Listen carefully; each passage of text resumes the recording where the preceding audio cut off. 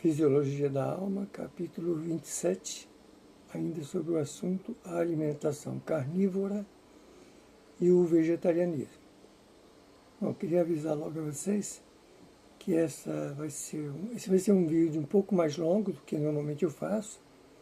Normalmente eu faço um vídeo entre 4 não chega nem a 10 minutos, esse vai ser mais longo, porque Ramatiz dá uma resposta aqui longa sobre um assunto que há uma discussão e ainda uma não aceitação pela cátedra, né, vamos dizer assim, pela Federação Espírita Brasileira, porque Ramatiz aparece um século depois. Mas, infelizmente, na humanidade sempre foi assim.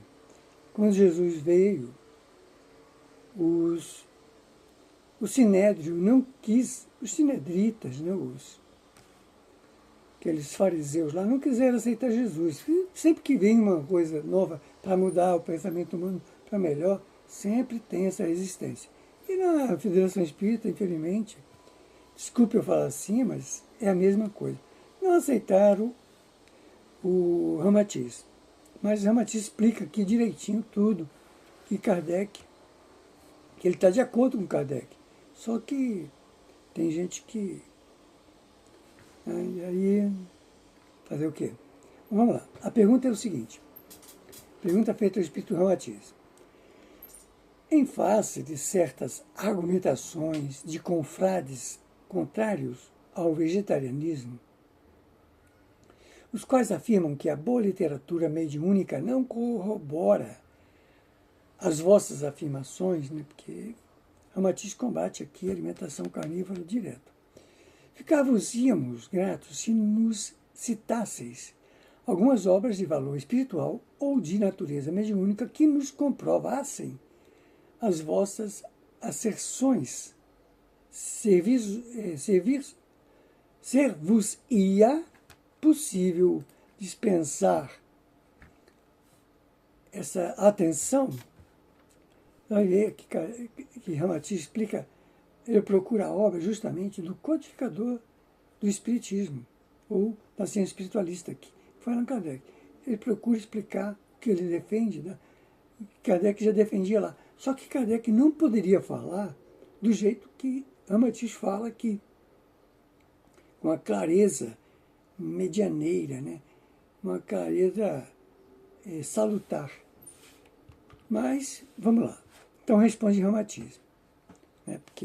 Então, a pergunta aqui é sobre onde se encontra nas obras mediúnicas uma declaração de que é inconveniente comer carne animal. Então, Ramatiz vai explicar lá que Kardec fala sobre isso de uma forma muito... por causa da época que ele veio.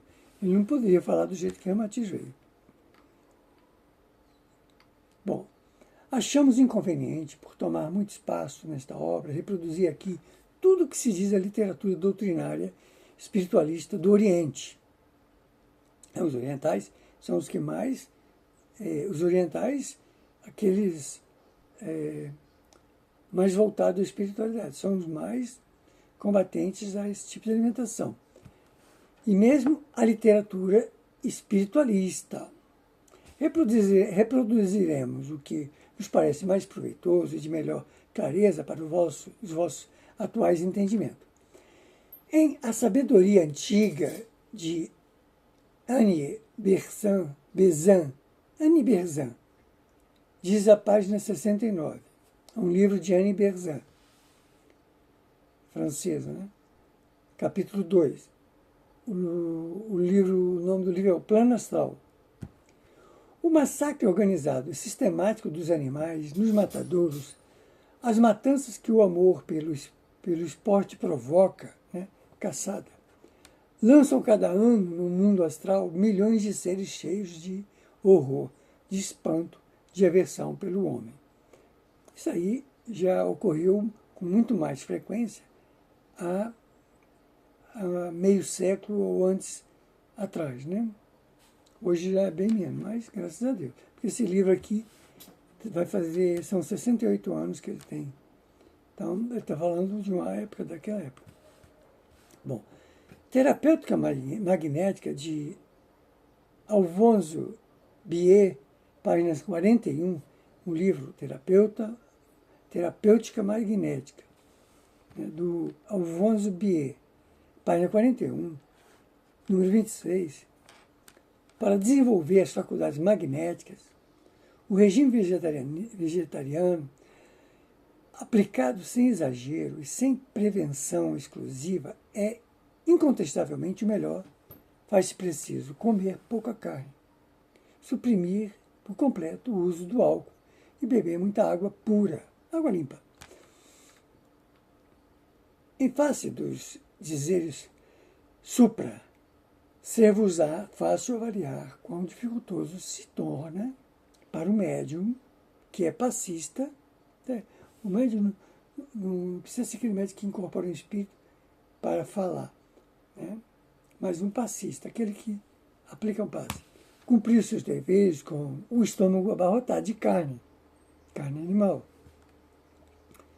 Afirma o médico do vosso orbe, que goza de excelente conceito científico, o professor Radu, de Lausanne, na Suíça.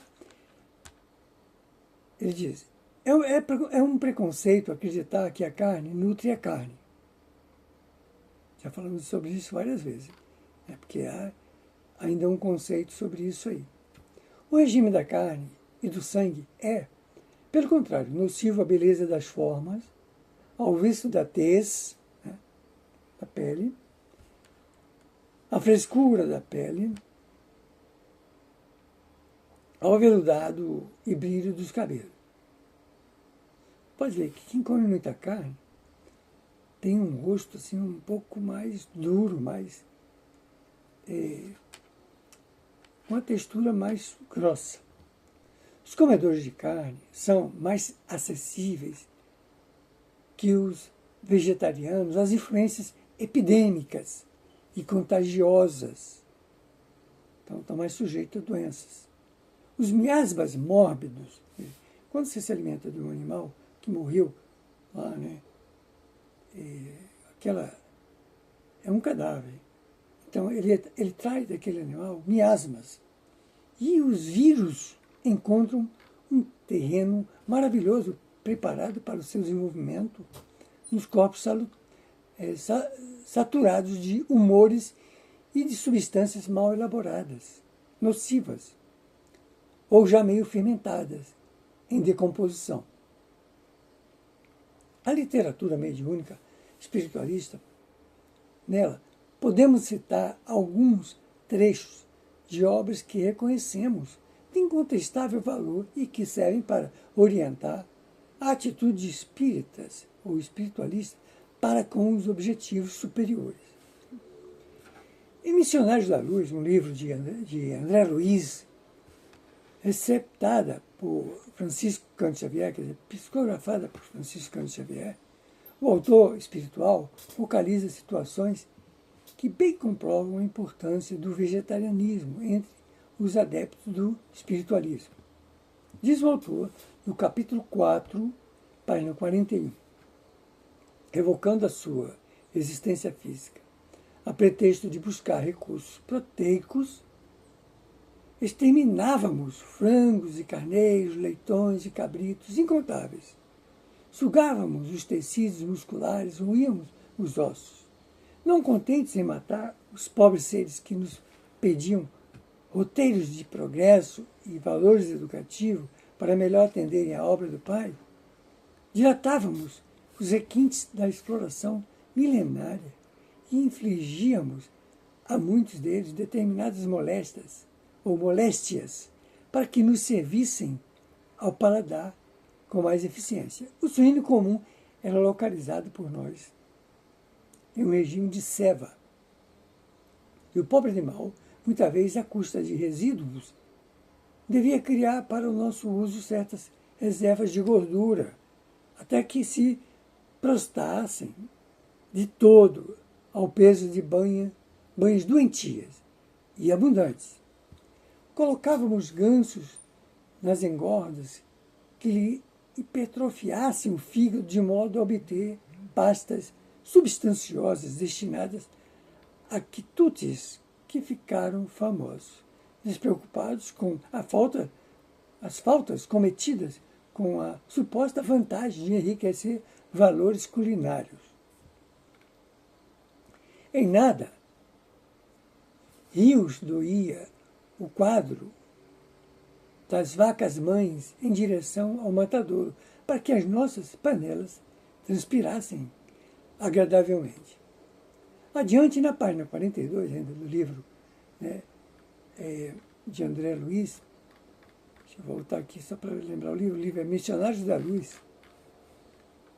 Na mesma obra, o autor cita parte de um diálogo com uma autoridade técnica do lado de cá, do lado do mundo espiritual.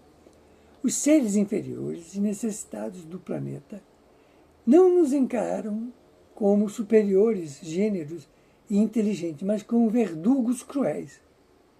Confiam na tempestade furiosa que perturba as forças da natureza, mas fogem, desesperados, à aproximação do homem de qualquer condição, excetuando-se os animais domésticos que, por confiarem em nossas palavras e atitudes, aceitam o cutelo do matadouro, quase sempre com lágrimas de aflição, incapazes de discernir, com o raciocínio embrionário, onde começa a nossa perversidade e onde termina a nossa compreensão. O efeito deplorável da matança do animal no vosso mundo repercute nesse lado, de modo contristador. Ainda é um problema que requer esforços heróicos por parte dos desencarnados bem-intencionados, pois o sangue derramado a esmo é alimento vigoroso para nutrir os perversos e infelizes espíritos sem corpo físico e prolongarem os intentos mais abjetos. É o seguinte, espíritos ruins, que eram espíritos atrasados, que estão encarnados aqui entre nós ainda, no planeta Terra, quando desencarnam, para ele manter o prazer das coisas materiais, eles se utilizam do ectoplasma, no sangue, dos seres vivos que estão sendo cutelados ali, para se abastecer dessa energia. Tá? A energia ectoplasma. Por isso que, quando alguém morre,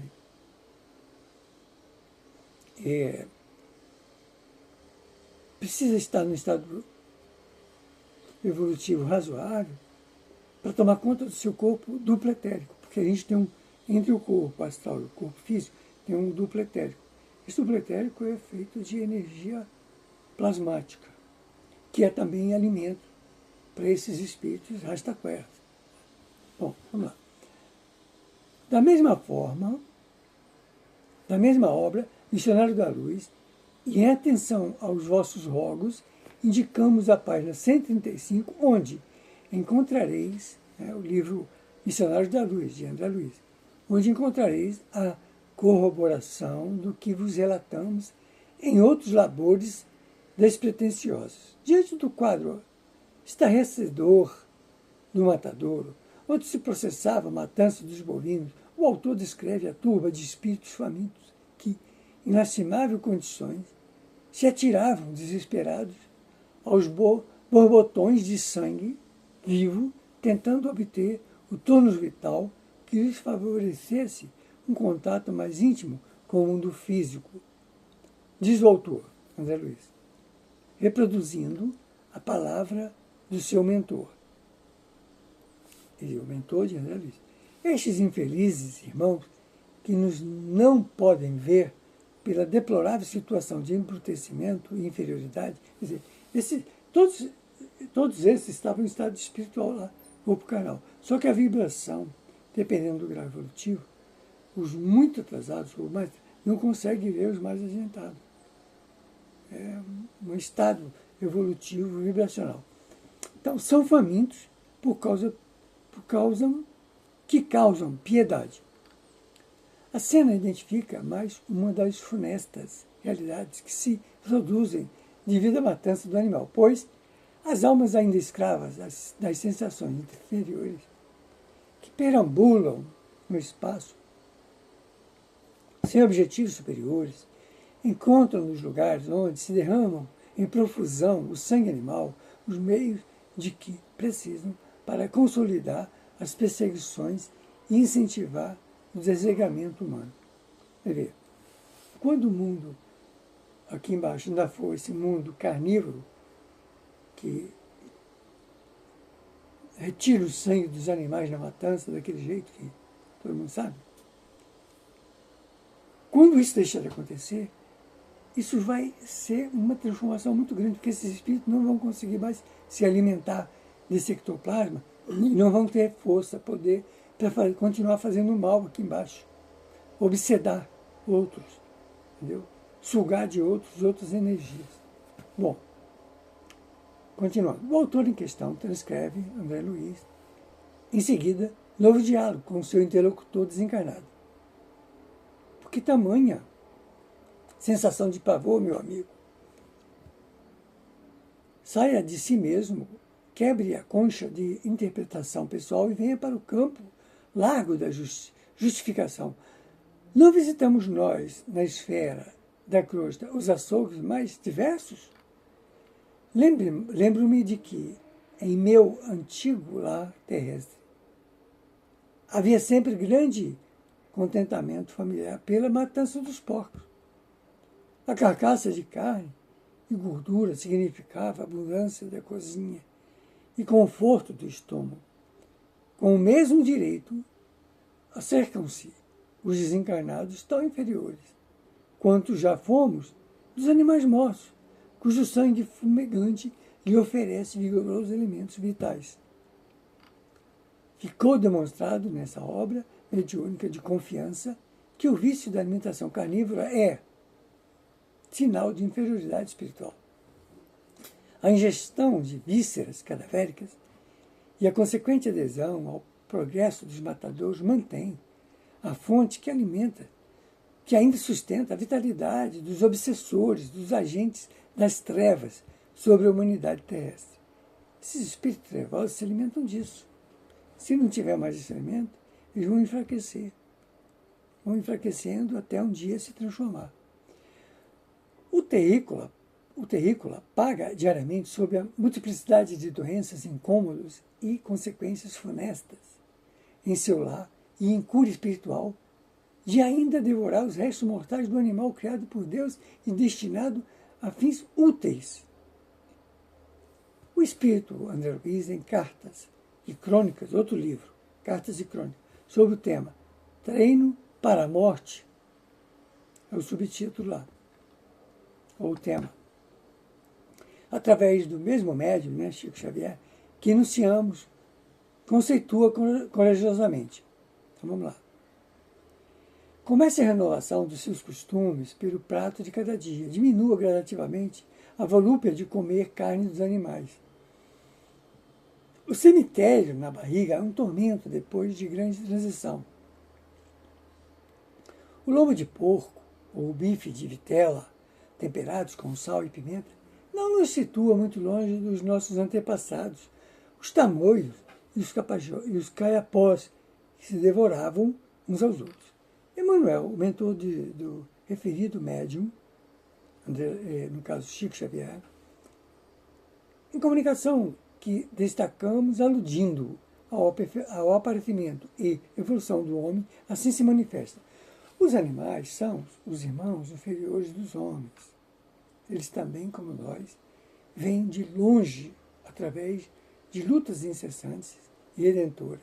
E são, como nós, candidatos a uma posição brilhante na espiritualidade. Esse reino animal, nós já passamos por ele. Tá? Já fomos tudo isso que existe para trás, tanto no reino animal como no reino vegetal. Mas isso é assunto para outros estudos, muito mais complexo.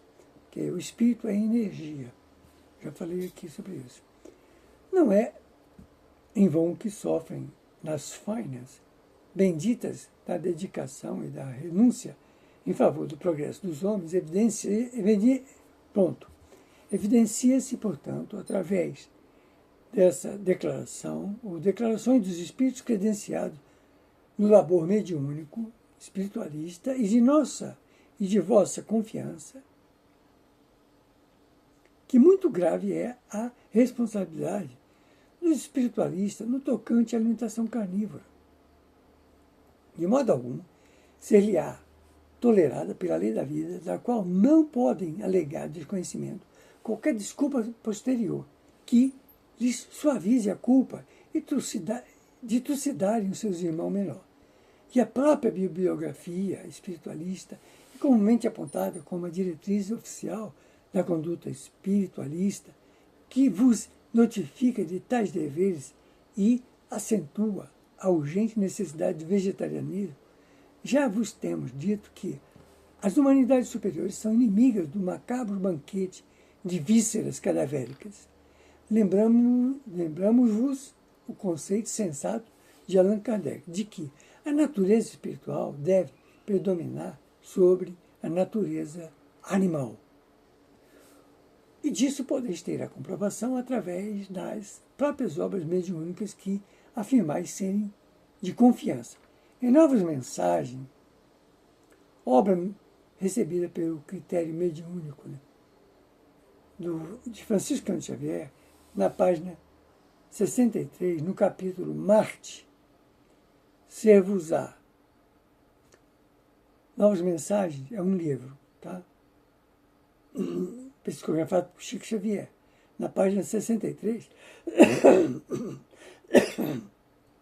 perdão, no capítulo Marte, ser-vos-á fácil encontrardes o seguinte, tais providências, explica o espírito superior e benevolente, destinam-se a proteger a vida dos remos mais fracos da natureza planetária. Por quê? Em Marte, né, apesar de que eu estou falando de Marte aqui, existe um outro livro de Jean Baptiste falando a vida no planeta Marte, mas como os homens ainda vivem só na vibração do planeta Terra, então no planeta Marte existe vida em abundância, só que a gente jamais conseguiria ver, porque eles estão em outra vibração, em outro estado evolutivo. Vamos lá. Lá existe vida, é um mundo. O que a gente enxerga lá é só a parte semelhante à parte material humana, né, ao planeta Terra.